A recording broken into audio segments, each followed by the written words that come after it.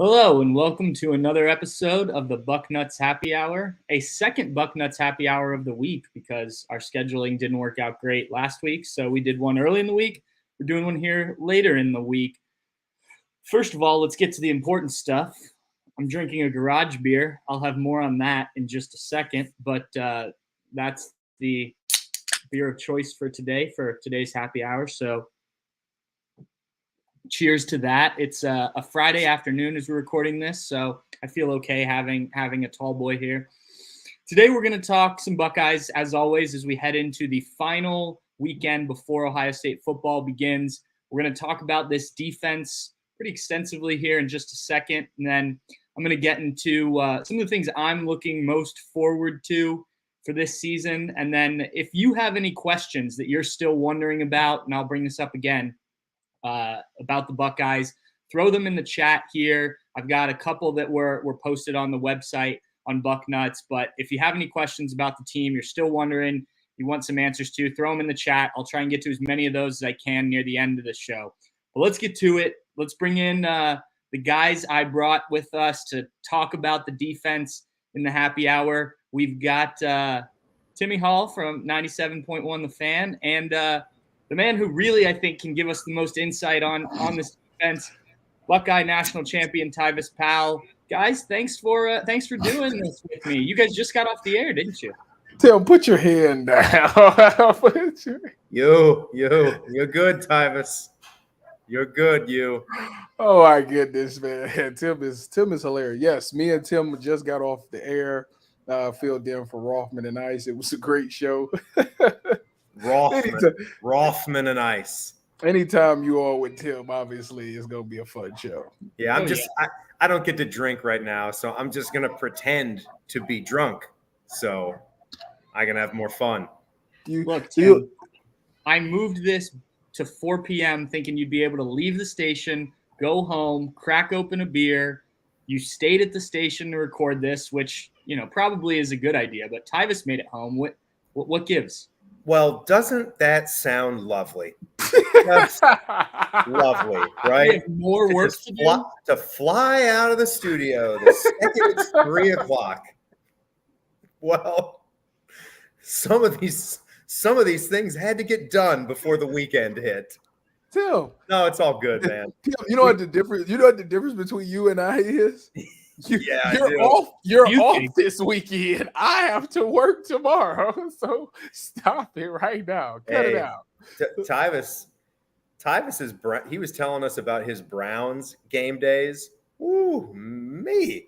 I mean, it's fun. Don't get us wrong. Tyvis, I think you're doing this because you love football and you want to talk about it. But Tyvis lives in Columbus, so he has to physically get up there. He's not doing some kind of remote like a lot of broadcasters are able to do right now for hopping on shows like that. But he physically goes up there, and it's pre and post game. So you're looking at a chunky 11 to 12 hour day. Full day. As I was talking to Tyvis about, Timmy, before you joined, before we start recording, Tyvis is one of the more busy men in sports right now. And as he said, it's about to get a lot busier. So, yeah. Look, I'm just happy we were able to get you on this probably for the last time before next offseason. Big Ten Network guy. Yeah. Don't forget about that. He's going to be Tyvis. You got to be excited, man. Tell him for the people that don't know what you're going to do for BTN. I will be doing the tailgate show. You can catch me on the Big Ten tailgate show, 10 to 12 every Saturday, except for October 7th and November 24th, which is the week of the game, by the way.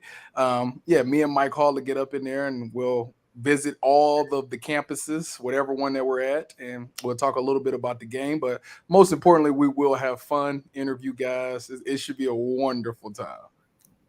Yeah, that's a fun show. I like that they do that, and I like that you're going to get a chance to be a part of that. I think it should be. As I texted you when they announced it, I think it's going to be fun for you. Plenty of lemonades, I imagine. On the, oh yeah, I can afford the fancy one. Maybe I'll get that purple one somewhere. Organic lemonade. Yeah. All right, let's dive into this defense because last year, Jim Knowles, that new staff comes in, and look, I think it's fair to point out that this defense did make a jump, right? In total defense, they were number 14 in the country. Scoring defense, number 24. Pass defense, number 26. Rush defense, number 26 nationally. That was a lot better than the year before. What wasn't better was those matchup games, as Ryan Day calls them. They won most of those games, but the two that stick out, obviously, are the Michigan game, the Georgia game, when Buckeyes lose. Defense certainly culpable, maybe not the whole blame that's been thrust upon them. But, Tyvis, I want to start with you. What do you think will be the biggest difference in this defense from what you've seen, heard, talked to guys, just kind of the biggest change you think we'll see when these guys take the field? Well, I think that Jim Knowles has come out and he's admitted, that he's made some mistakes last year calling plays and putting guys in certain situations.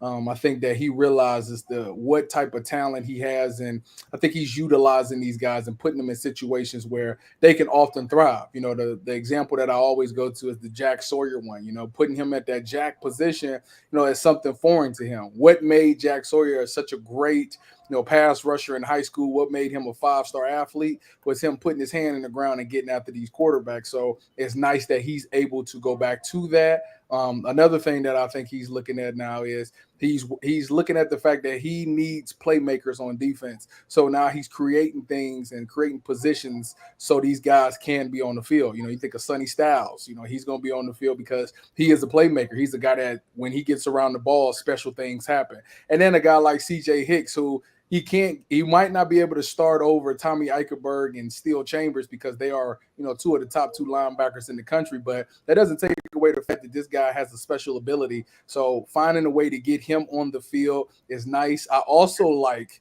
the fact that we run the 3 safety looks. And as of lately, he's talking about sliding Jordan Hancock in there in that nickel position, just to put up against some wide receivers instead of the safety type body, because that's pretty much a mismatch in most NFL or most football cases, a safety on a slot receiver. So getting that corner type body in there and helping out in coverage is going to be huge. But I think the most important thing is eliminating the explosive. Last year when he did his press conferences, he talked about he's okay with giving up explosive plays. And, back in the Big 12, that's fine. It's a shootout every week. But I think he learned very quickly that in the Big 10 and in big-time college football, you can't live and win games like that.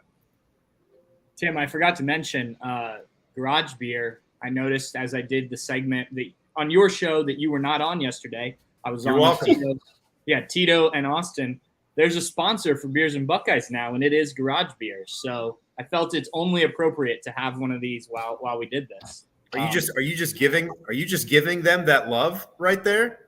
Yeah, well, I like Garage Beer, so I'm just going to advocate for it. Look, if you can set up That's good on you.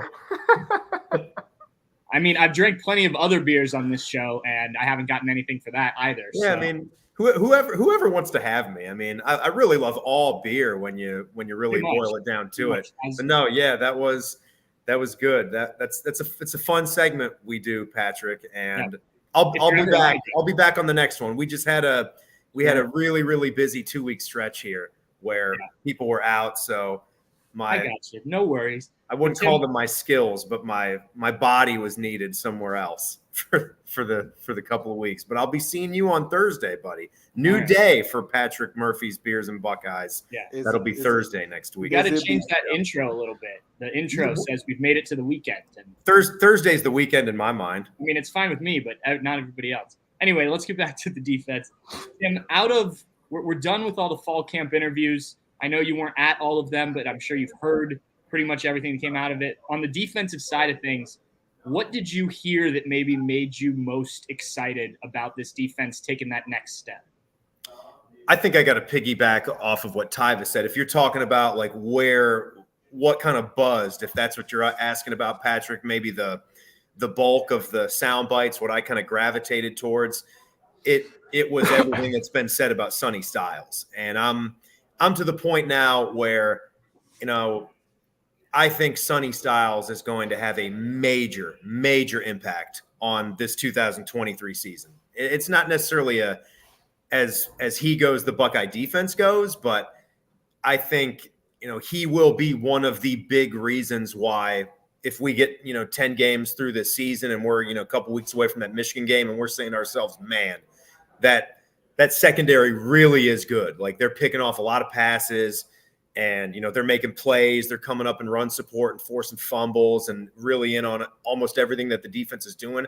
I think Sonny is going to be one of the guys that we are talking about heavily, saying like, this is a difference maker. This takes you from being a, top 10, top 15 kind of defense to being a top 5, top 3 kind of defense with just everything that he can do, because he's a combination of, a tall guy. I mean, one of Tyvis's old teammates, Richard Sherman, people thought he was too tall to be that kind of a cornerback, but it didn't matter. I mean, Sonny Styles is like 6'4". He's almost got more of a outside linebacker, almost defensive end kind of body type, maybe not the weight that he carries around, but the muscle and the height that this guy has. And, Jim Knowles, and you guys are seeing it in practice, how this guy can, easily handle, coverage duties as well as coming up in the box. And that's why I think they want to have him in that nickel safety spot so he can show off his versatility. And Tyvis knows how big of a Steel Chambers fan I am too. I almost think it's kind of going under the radar a little bit before the season because CJ Hicks is getting a little bit of the hype and he's getting that talk as being the next guy up. But if you think about Steel and how he flip-flopped from position groups, I mean, not just position groups, different sides of the football. So I think that's I don't think you can undersell what a challenge that is. And I love football players where I can look at them and I think the body meets the mind. And you have a guy that's almost equally committed to what he does in the weight room, to where he is mentally, to what kind of person he is, and then to what you see on the football field. And every time we've got a chance to chat with Steel Chambers, seeing him out at the softball event that we did, he's just a different kind of guy. Like you spend 5 minutes with him and you think, man, I wish you success. And I know you're going to get it because you're that kind of person. And he goes from 47 tackles to 77 tackles or something like that in 22. And I think this guy could be a superstar type of player because he's just getting started. And I see pretty big NFL potential with him too. So he picked off a couple of passes last year. Again, you talk about a linebacker that has versatility, that's not just a one-trick pony. I think he's a trustworthy player who can tackle, who can play in space, who can blow up a play. I'm really excited to see what 22 does this year. I think it's interesting because we've talked about on this show a few times the impact James Laurinaitis is going to make on this defense, specifically with the linebackers. And I think that could be huge for Sonny, just working with a guy like that. And Jim Knowles, too. Obviously, we saw the progression those guys made last year with Jim Knowles coaching the linebackers. But now you have another guy in there, a guy who's done it. Tyvis, going off of what Tim said about Sonny, and Mike Schaefer asked this question, can Sonny Styles at his size excel at safety? What about in the NFL? I think we all agree that he can.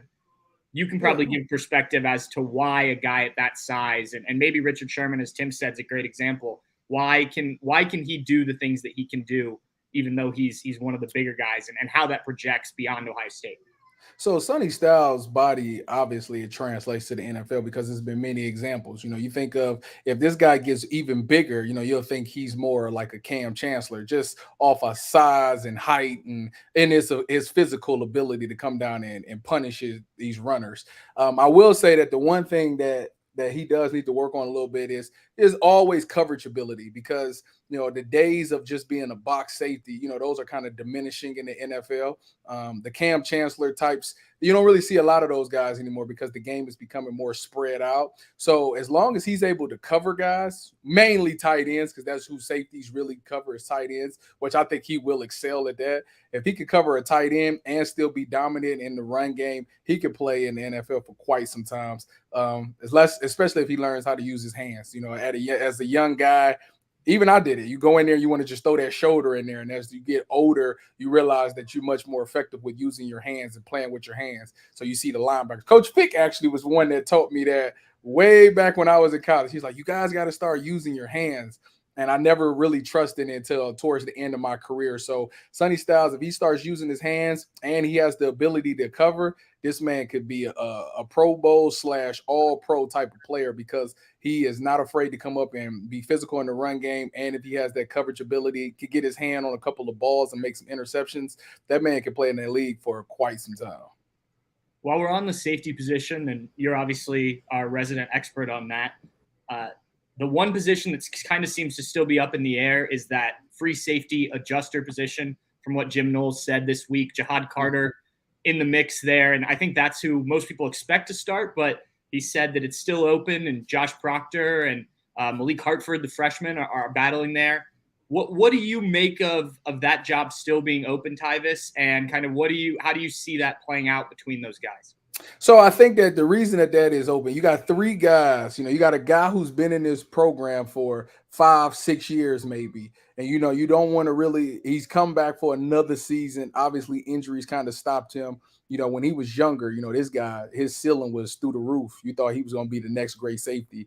So you got him coming back, and you don't really want to throw him to the wayside. You want to get him involved, especially being one of the older guys in the secondary. You got Jahad Carter, who is the guy that you got out the transfer portal. Usually when you hit the portal, you're really looking for a guy to come in, not just be a guy that brings depth, but a guy that can come in and start right away. And I think that's what they're looking at with him. And then you got Malik Hartford, who's a guy who's a freshman, but yet his name keeps coming up for him being around the ball, making plays. And like I just said, one thing you can't deny is you can't keep a playmaker off the field. So with those 3 guys, I think Jim Knowles is in a situation like which one is the right decision. Do I go with the guy that's the experienced vet that's been here through trials and tribulations, that's battled through injuries? He slipped up, had some mistakes last year, but did he correct those? Maybe he did, so you think about that. Do I go with Jahad Carter, who's a playmaker?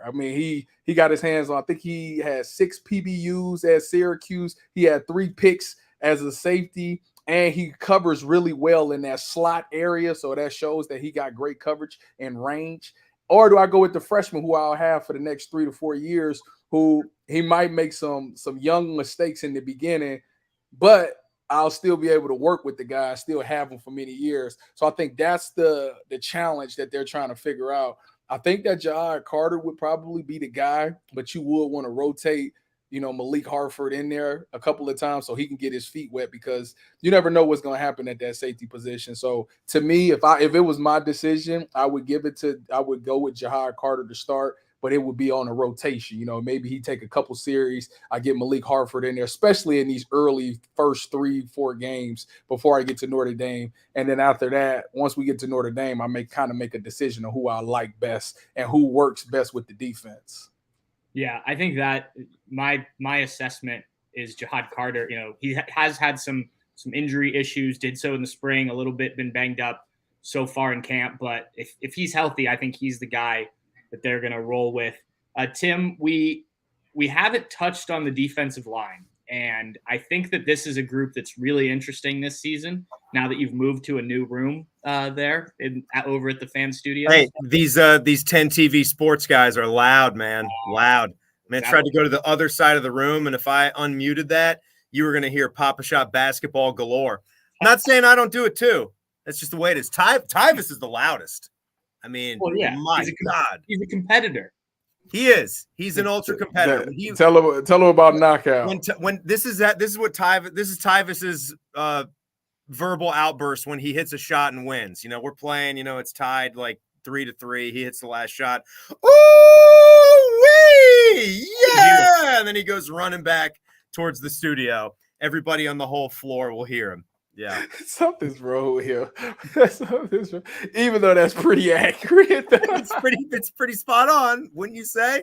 And then if you lose, like on the last shot, you'll go, oh, no way! And then you'll throw your arms down. Can you tell that the passion and the fire is still burning? Oh, yeah.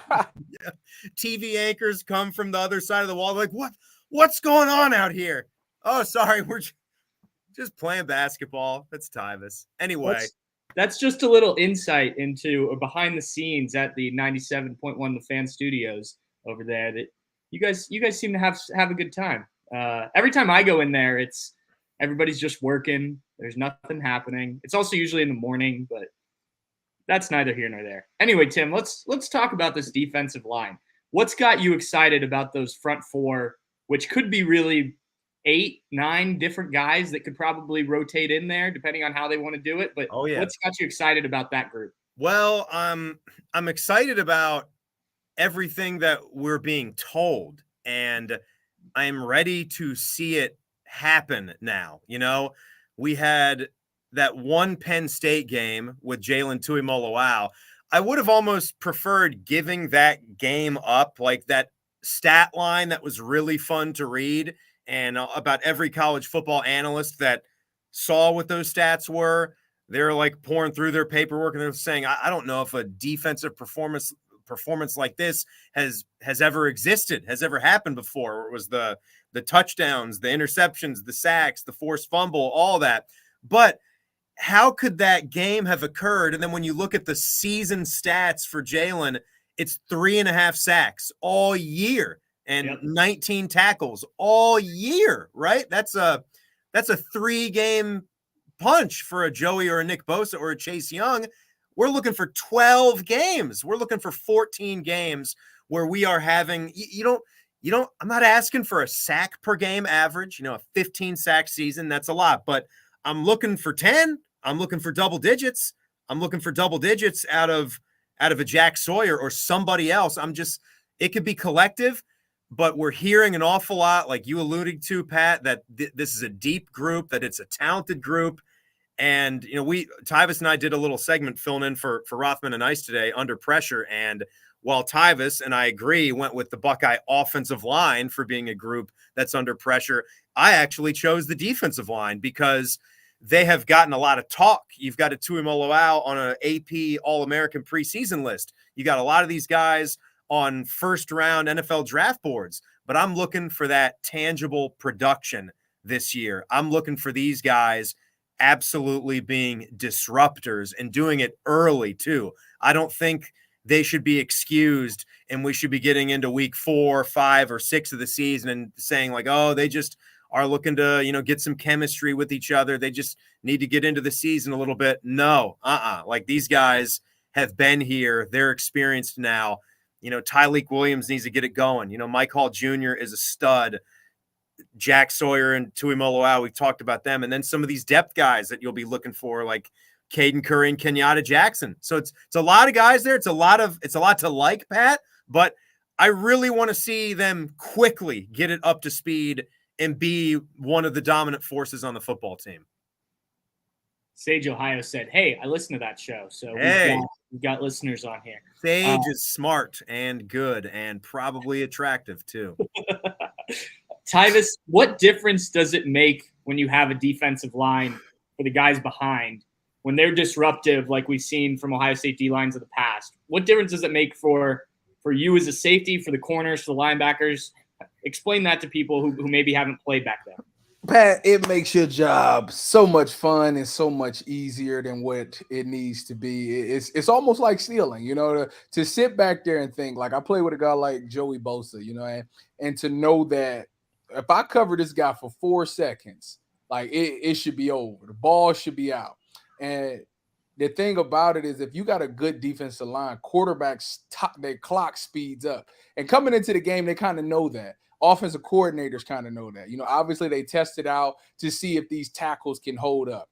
If the tackles get beat earlier on in the game, quarterbacks are suffering from PTSD. Now they're thinking, okay, I only have like 4 seconds to get rid of them. Now, if I don't see nothing at the 3, I got to throw this ball away. So what happens is they don't have enough time to go through their reads and their progression. As a quarterback, you got to come up to the line. You got to first set the protection. Then you got to find out what the coverage is. Then you have to go through your 3-man progression. Number 1, number 2, the check down. Okay. It's hard to do all of that if a D-line is getting after you. Now flip it to the defensive side of the ball. If I'm playing safety or corner, last year we seen a bunch of guys like Denzel Burke, for example. Denzel Burke got beat on a lot of balls last year just on some chucking it up there.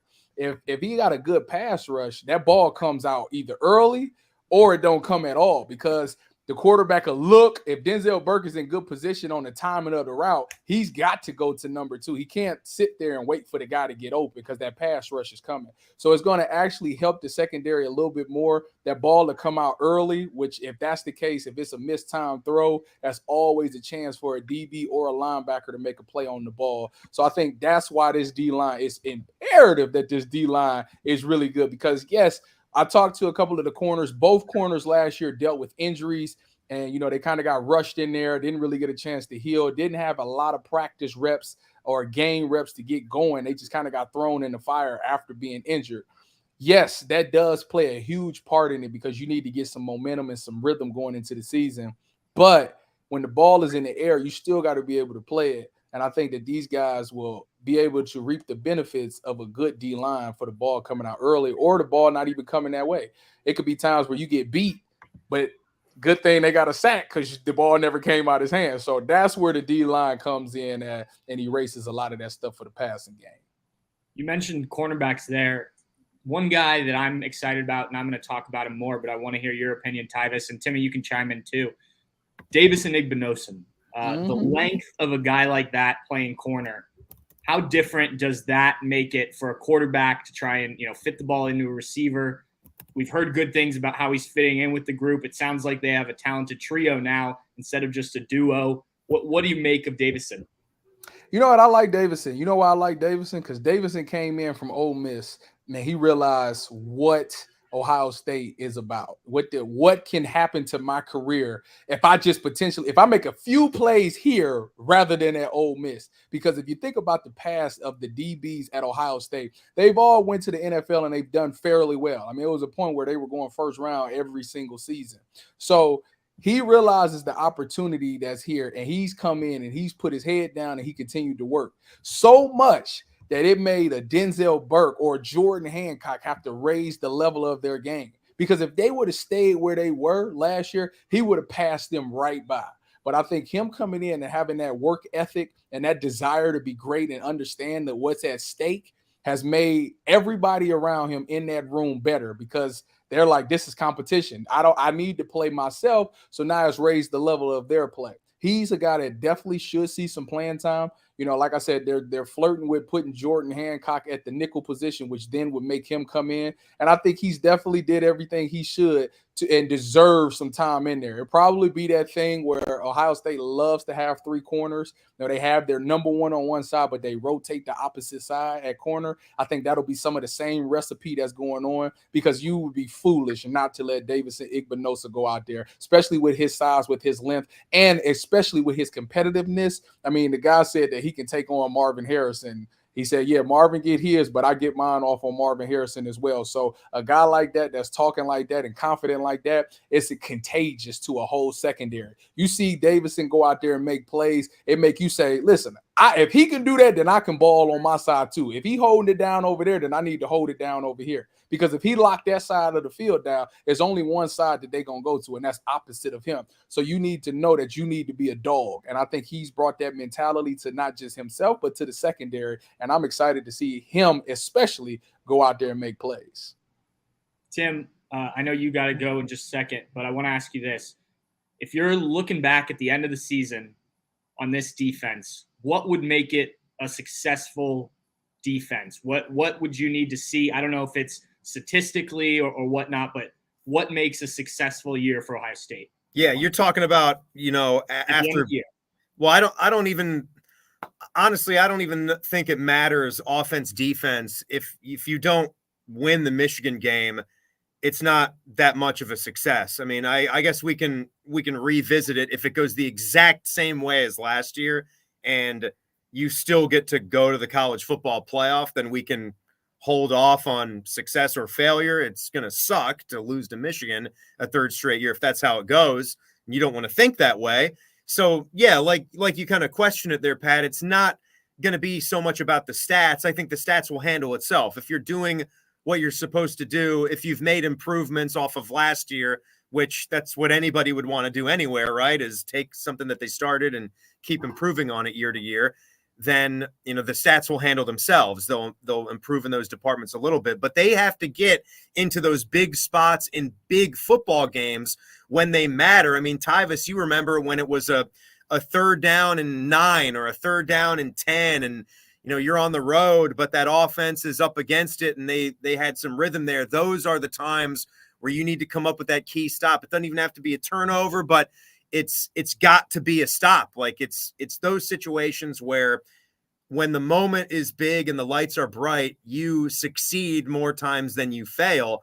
And we didn't see that with this team against Michigan or against Georgia. And the offense can be great, but sometimes they're going to need help. Like, let's be honest. Like, you can't just score 45 points in every game.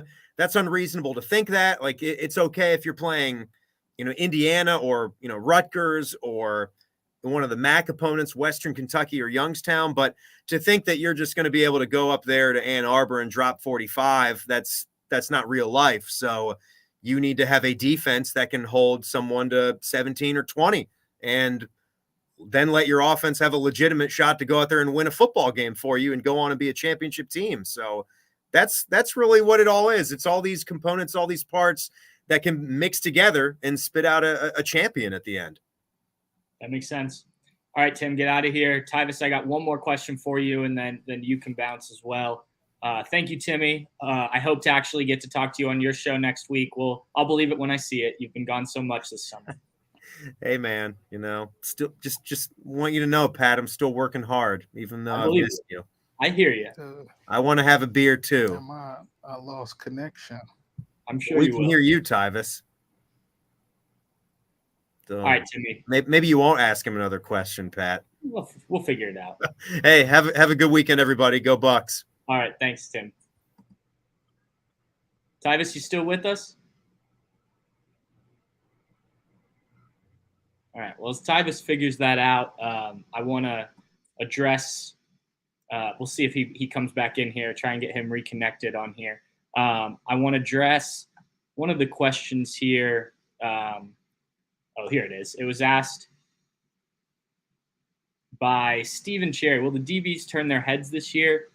I think this is always an interesting question because I know how frustrated fans get when you don't see the DB turn their head, but there is some reason to keeping an eye on the offensive player. Now, there's specifically a time and a place, specifically a time when a DB should turn their head, should look for the ball. But there's also the watching the receiver when the receiver starts to go up, kind of shadowing their movements and things like that. So I think that kind of gets lost sometimes. We got Tyvis back in here, so I'll bring him back. Tyvis, you good? Nope, maybe not. Well, we'll see if it reconnects there. But anyway, I just thought, I hear that complaint a lot about guys not turning their heads, and I think they should do it significantly more often. But there is a method to the madness, so to speak, of kind of watching the receiver and kind of shadowing when the receiver goes up to make a play, to catch the ball. It's not every time, and you certainly have to look back, but there is a reason that they're not every single time trying to turn their head. Because if you turn your head at the wrong time, you can get beat as well. And, we've seen that happen in different circumstances. So, we're trying to get Tyvis back in here. You got it? No, he's still okay. Well, anyway, we'll go on. If we can get Tyvis back in for one more question, we will. If not, then we'll just roll on and go on with the rest of the show. Just gonna send him a message saying he's good if he can't get back on. Anyway, I want to touch on, and I mentioned this off the top. I wanted to touch on the things that I am looking most forward to about the 2022 season. I think there's a lot of things to be excited about. I think that we could do a whole podcast on things to be excited about this year, and I think while there are certainly some questions heading into this season, there should be a lot more excitement than there are concerns about this team. I think this team has the potential. I was talking with one of the other writers the other day while we were waiting for interviews. Like, this team has the potential to be really, really freaking good, for lack of a swear word there. If the O-line plays up to what they think it can now that they're through fall camp, if the defense or if the quarterback play, however it works out, is just good enough to get the ball to all these playmakers, and the defense, as we were just talking about with Tyvis and Timmy, is improved and potentially really improved, then I think this could be a pretty special year. Now, every year, I think with Ohio State can be a special year if things go right? But I do see that, the recipe is there. But specific things that I am excited about heading into this season.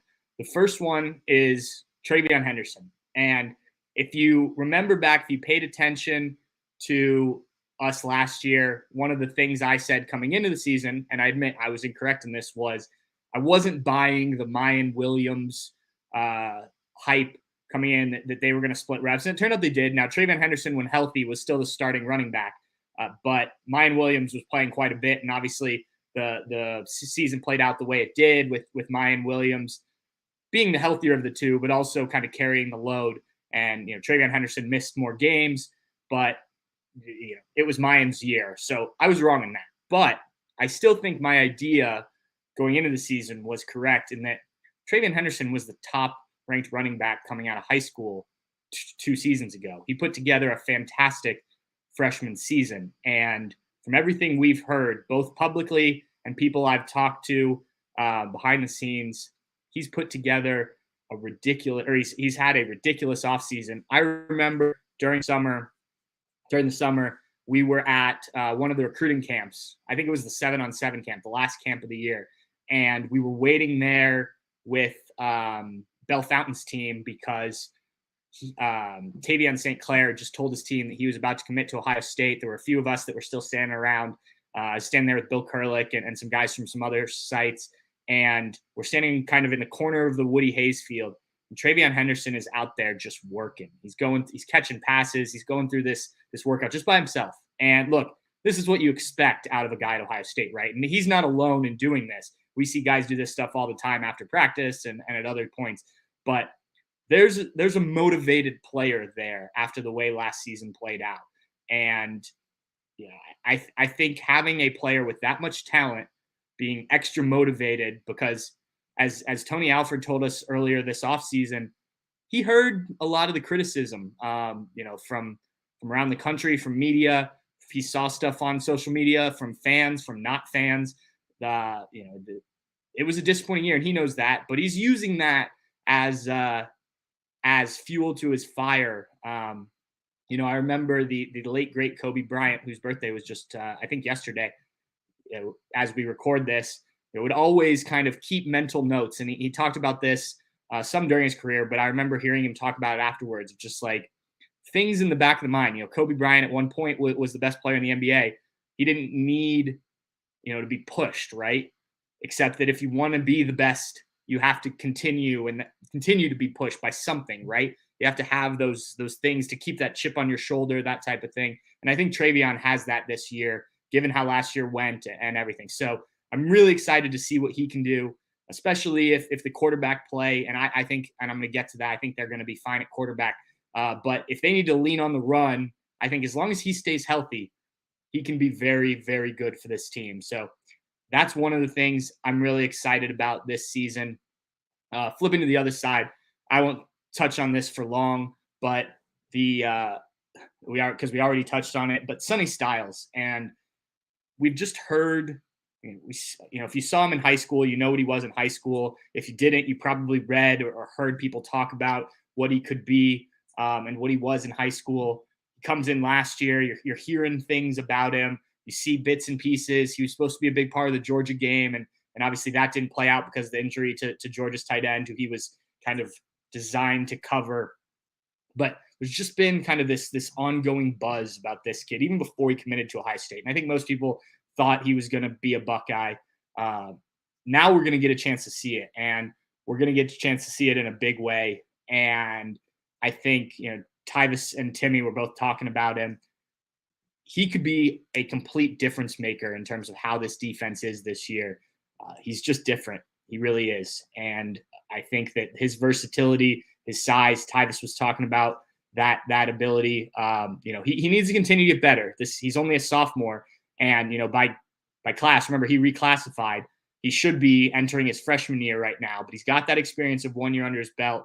He's gonna be thrown to the fire, so to speak, this year, and asked to do a lot. But I'm really excited to see him. And in the same vein, again, not a guy I need to talk about a ton because Tyvis talked about him quite a bit, but Davis Igbinosun.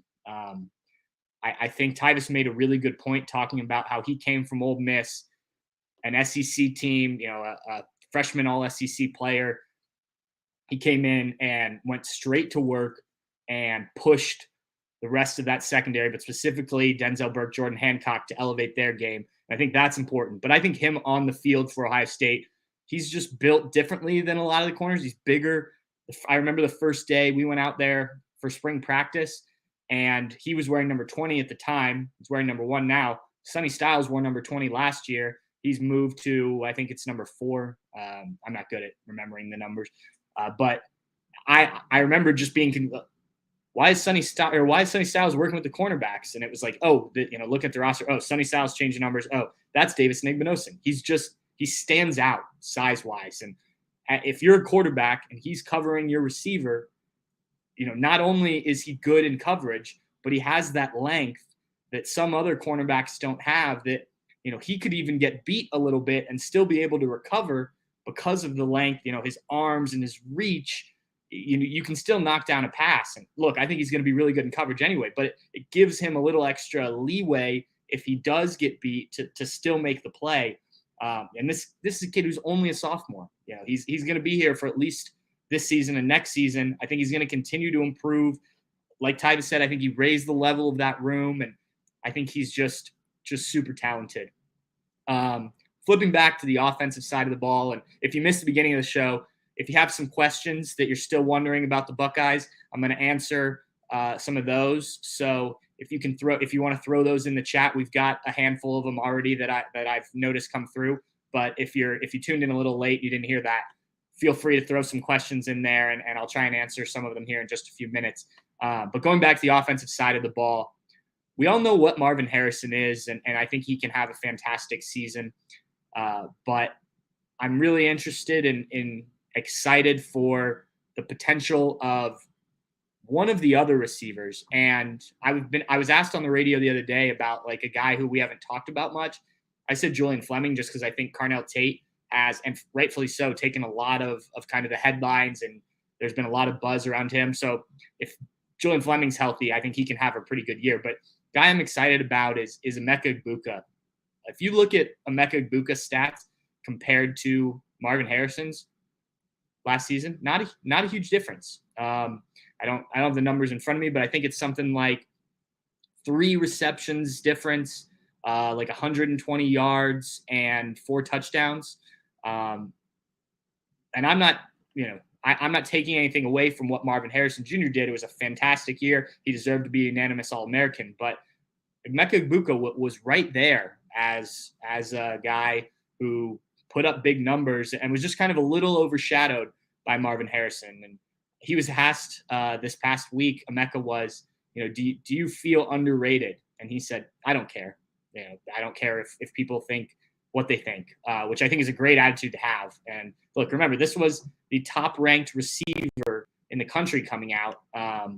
And he dealt with some injuries. He talked about it the past week. I wrote about it, battling, he was talking about how his, dealing with kind of lower body injuries. You have to figure out different ways if you can't run a route the way that you normally would because you're hurting, how to get open still. Look, if he can stay healthy, and I put that in quotes because as Marvin Harrison pointed out, no one's healthy, even going into the season with the way they do fall camp. They've already got some nicks and bruises, and it just escalates throughout the year. But if he can stay, as healthy as most of his teammates, then, I'm not going to say he's going to outperform Marvin Harrison necessarily, because Marvin Harrison, obviously there's a reason he's being talked about, but I think he can be right there. He pretty much was right there last season. And again, dealing with those injuries at the end of the year, you could have the two best receivers in the country on this team. That's again, you talk about the quarterback. You just got to get these guys the ball, right? You don't have to do anything fancy. Not that you have to be a game manager, but you have those two guys. Then you throw in Julian Fleming, throw in throw in maybe Carnell Tate, Xavier Johnson. I'm just talking receivers. You're in a pretty good spot there. So I'm excited about Emeka and kind of what he can do if he can just stay as healthy as anyone is at various points throughout the season. I think it could be pretty ridiculous. Kind of a different note, but something I'm really excited about. The game at Wisconsin. Pulling up the schedule here just so we can I forget exactly when it is on the schedule, but going to Madison, first of all, one of my favorite places to go in the Big Ten. I had friends that went there in college, so I was there a decent amount. We went for some Ohio State games. Always fantastic. Was fantastic as a fan. Covering games there. Thoroughly enjoy it. If you've never been to Madison and Camp Randall, and that game's on October 27th, and you can make the trip, I highly recommend it. That's one of my as I said, one of my favorite places to go. Then you add in kind of this interesting dynamic of Luke Fickell moving from Cincinnati to Wisconsin, kind of bringing a little Buckeye flavor back to the Big Ten, but out to Madison. Luke Fickell's been damn successful, and he got Cincinnati to the college football playoff. I don't know if you have that immediate success at Wisconsin. It may take a year or two to transition into the kind of offense that they'll run. And, obviously Wisconsin's been very specifically built to play one way for a long time. Luke Fickell's defense, Wisconsin's defense is usually pretty good, but, kind of installing that and getting them to do that. But by late October, I think some of that stuff will be pretty ingrained in those guys. And I know a lot of people have picked Wisconsin to come out of the Big Ten West. But for me, the motivation that he's going to give those guys, he's played Ohio State when they were at Cincinnati. It did not go well. I think the chance to do it with a Big Ten team in their house, those games were at Ohio Stadium when Cincinnati played Ohio State, is very exciting for Luke Fickell, for all of Badger Nation, I guess. I don't know if that's what they call themselves, but I think that place is going to be bonkers. It's always bonkers when Ohio State comes in. I don't think it's been officially announced yet. I know it's been reported that it's going to be a night game. I would assume it's going to be a night game, which only adds to the craziness. These students at Wisconsin know how to party. I'll tell you that. So that place will be crazy. People come from around the state. They tailgate all day because they're driving into Madison from all over and probably beyond the state. So, you add in the normal Ohio State, Wisconsin, and, I know you guys are all familiar. Ohio State's had some great games up there, but they've also had some rough ones. And then you add in the fact that Luke Fickell is going to have that team motivated. It'll be, a couple months into the season. I'm really excited for that game. I think it'll tell a lot about this team. That stretch really right around there, I think, is going to be very interesting for Ohio State. So those are the things that I'm excited about. I could do a very long list of things I'm excited about, but those are just some of the things that I was thinking about earlier that, if ever, just things I think that are going to be exciting this season. Travion Henderson, two DBs and Sonny Styles and Davis Igbinosun, and then Emeka and that trip to Wisconsin, I think, are all things. If you needed something to be excited about, you've got it now, though I doubt that you do. So now I want to dive into some of these questions. We had some on here. We had a couple on the message board on Bucknuts. I'll go with Mike Schaefer here first because this is a topic that's obviously been very much discussed throughout really all of preseason, but throughout the last couple weeks, or the last week especially, when Ryan Day said on Monday that they still don't have a starting quarterback, Mike asked, Patrick, your thoughts on QBs? Will this battle hurt us or benefit us in the long run? I'm not overly concerned about the quarterback situation. I think if you look at kind of what they've said publicly, and I think Ryan Day's been very honest with us about this situation when he's spoken to the media. It's not that they believe that, and Brian Hartline said this week, it's not that they don't have a starting quarterback. They just don't know which one is the starting quarterback. And I think that's pretty telling, because as I've said all along, I think both of these guys could go out and win games for Ohio State. My concern really was the offensive line, and I think that is kind of, at least from what we're understanding, it's worked itself out. We'll see on that, but I don't think it will necessarily hurt. Now, look, if you're going to try and juggle two quarterbacks throughout the season, okay, maybe that could be problematic. I don't think that's going to happen, though. Look, Ryan Day didn't say they definitely would play two quarterbacks at Indiana. He said that they could play two quarterbacks at Indiana. He left the door open for that. There's still a chance that, by next week, by the end of next week, one of those guys has just had 2 really good weeks of practice. And look, you're the starter. Go out there and prove me right in that first game at Indiana. Be it Kyle McCord, be it Devin Brown. So, look, if they don't, I think the schedule works out pretty well to test both guys early on. You get this Big Ten road game, which is still a pretty winnable game at Indiana, team that doesn't project to be very good. So you get the elite. They both get the experience of going on the road, playing in a Big Ten game. You get to kind of see how each of them handles that. Then you come back home for 2 games that you should win pretty comfortably. You would have probably played both of those guys anyway in those games. And you get to kind of iron out some things, and you have that time before Notre Dame. And to me, the Notre Dame game is when you have to have a guy in place, or at least a plan in place. If you want, if you think you can do Kyle McCord as your starter, but Devin Brown's going to come in for certain plays or packages, things like that. Look, I'm not a huge fan of that unless I'm playing the NCAA video game, because that's not real football. That's fun, and I control it.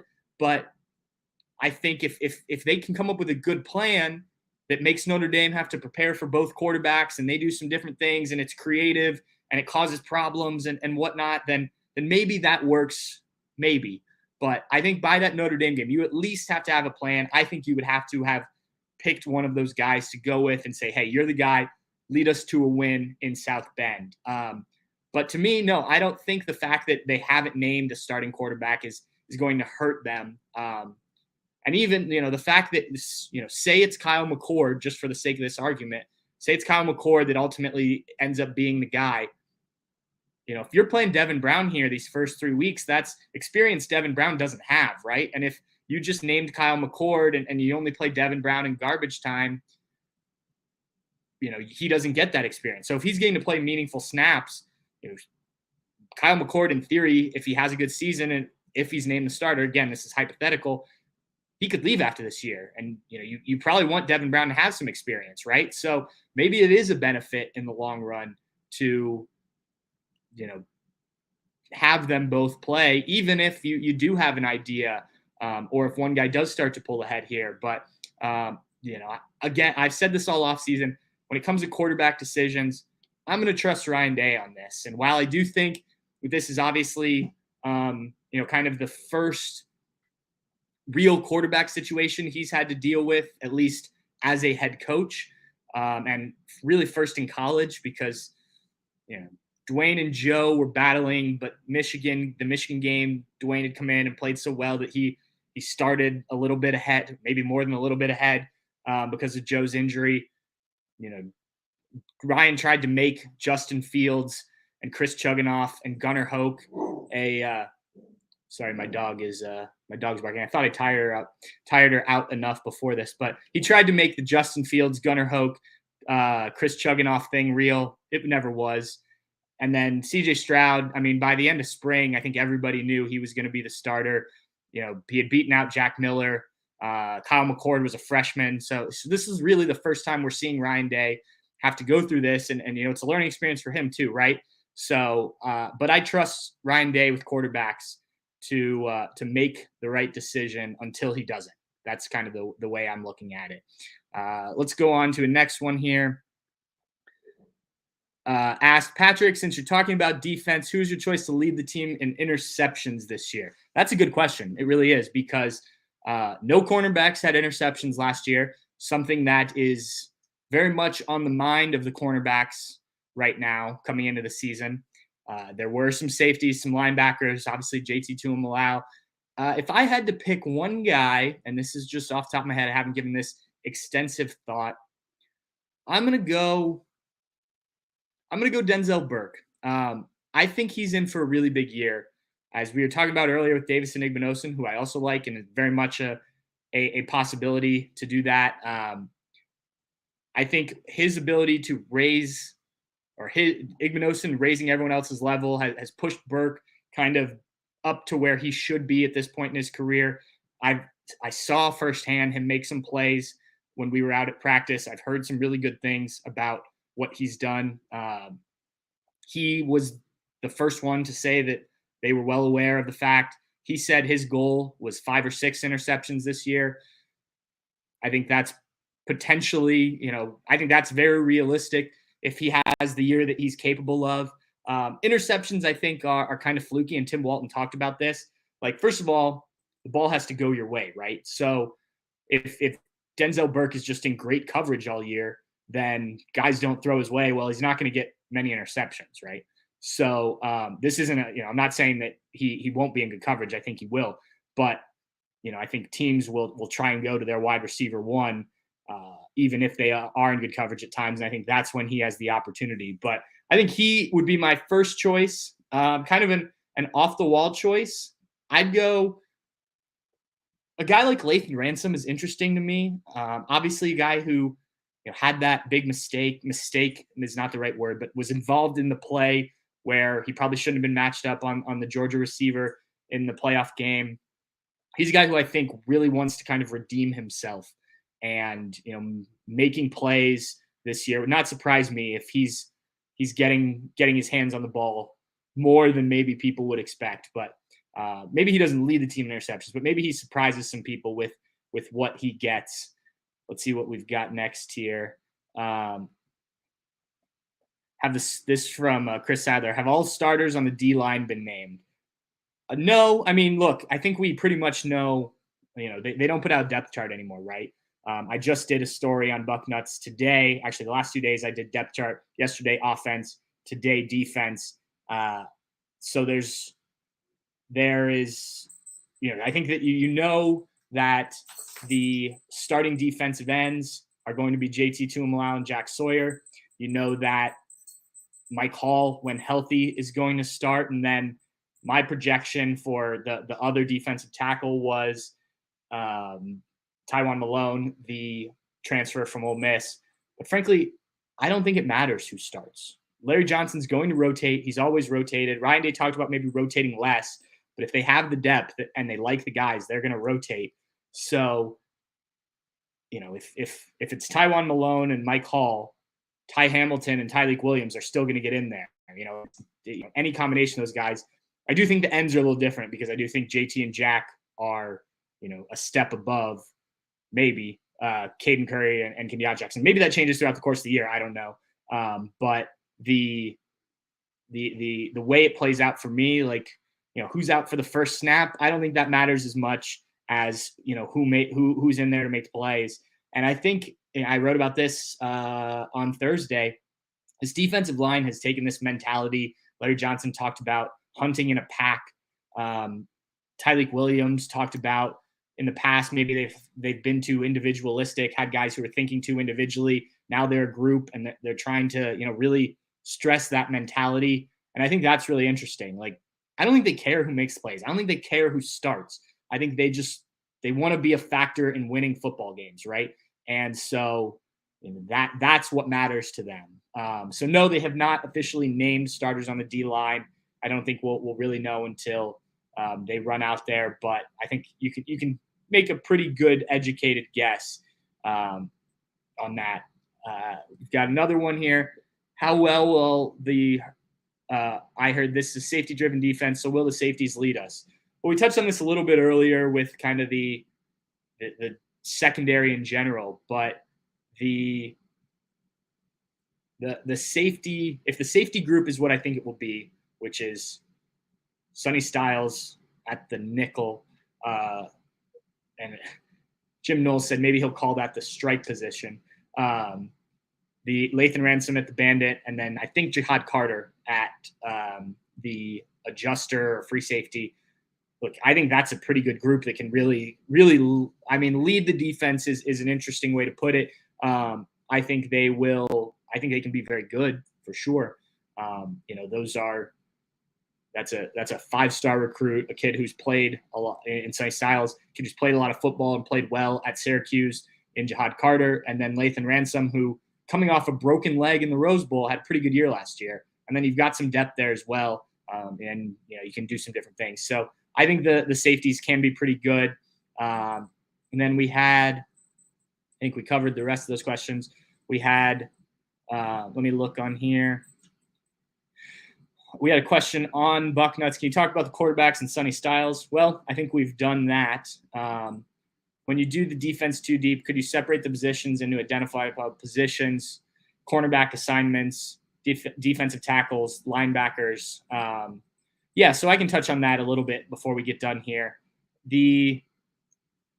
So the cornerbacks, the way I think it will go will be Denzel Burke at kind of the boundary corner, the number 1 corner, and then Davis Igbinosun or Jordan Hancock as the other corner.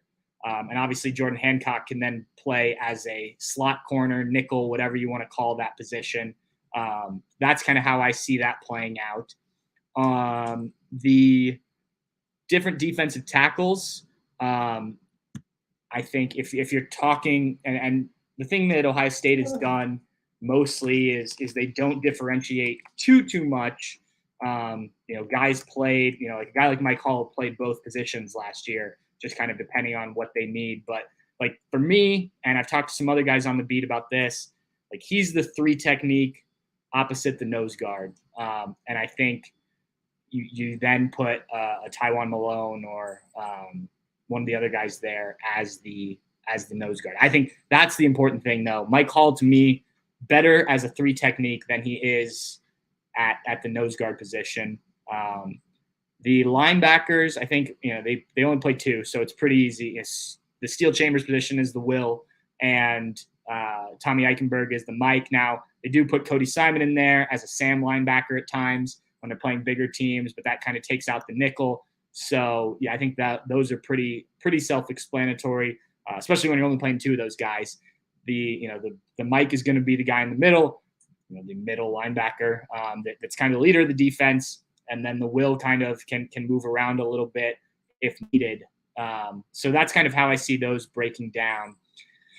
Okay, well, this is the last Bucknuts Happy Hour of the offseason. Next week when we do this, we'll be talking about a game on Saturday, which I think is very exciting.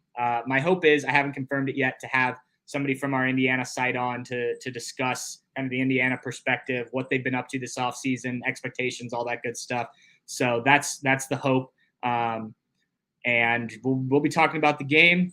Stay tuned to Bucknuts, obviously. Throughout next week, we will get Ryan Day, and I think probably Jim Knowles, maybe a player, on Tuesday at the normal press conference time, early afternoon.